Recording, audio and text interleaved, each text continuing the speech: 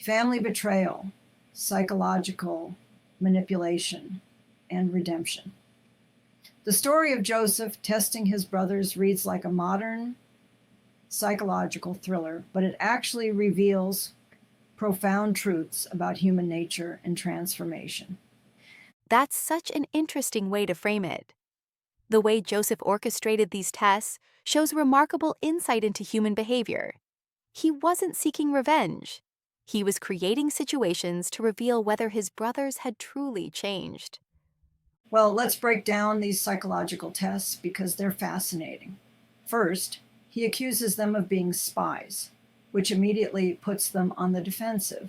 Then he demands they bring Benjamin, knowing this would force their father to face his greatest fear. Hmm. And the silver cup situation was particularly clever.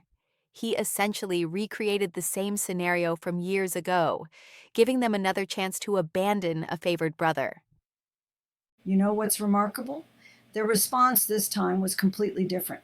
Instead of abandoning Benjamin like they did with Joseph, they all turned back together, ready to become slaves rather than leave their brother behind. The transformation in Judah especially stands out, going from the one who suggested selling Joseph into slavery to now offering himself as a substitute to save Benjamin. That's quite a journey. And what makes it even more powerful is that we know from earlier chapters that Judah had hit rock bottom before this. He'd left his family, made terrible choices, and basically lost everything. Sometimes that complete breakdown is necessary for real change. So, what do you think triggered such a profound transformation in these brothers? Well, I think it was this perfect storm of circumstances. They'd been carrying this guilty secret for years, probably thinking they'd gotten away with it. Then suddenly, they're forced by famine into a situation where they have to repeatedly face the consequences of their past actions, though they don't realize it's Joseph testing them. The psychological pressure must have been intense. Their money mysteriously returned, being seated by age at the banquet, Benjamin getting special treatment. It's like everything was designed to trigger their old jealousies and fears. Exactly. And Joseph managed that pressure masterfully. He'd push them to the edge, then pull back just enough, like inviting them to that lavish banquet, right when they were terrified of being arrested. He kept them off balance, but didn't break them. Let's not forget about Jacob in all this. His statement, "If I am bereaved," shows such profound surrender after fighting so hard to protect Benjamin. That's right. And notice how that surrender only came when there was literally no other choice. They were facing starvation. It reminds me of how often we only truly let go when circumstances force us to release control. The way this story captures family dynamics is so authentic. Favoritism, jealousy, guilt, fear, protection, sacrifice. These aren't just historical figures, they're showing us very human struggles.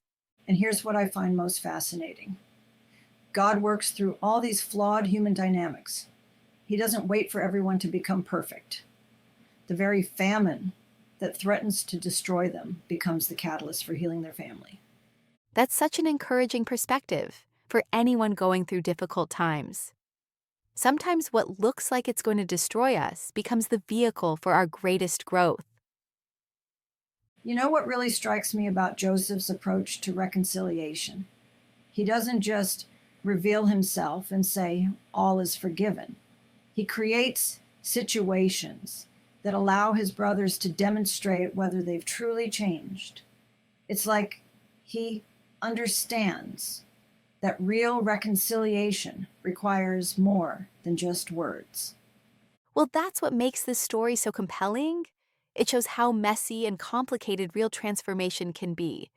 It's not just about saying sorry, it's about facing our past actions and showing real change. And perhaps that's why this story continues to resonate so powerfully, because we all know what it's like to need second chances, to face our past mistakes, to hope for reconciliation. It reminds us that transformation is possible, even if the process isn't easy or quick.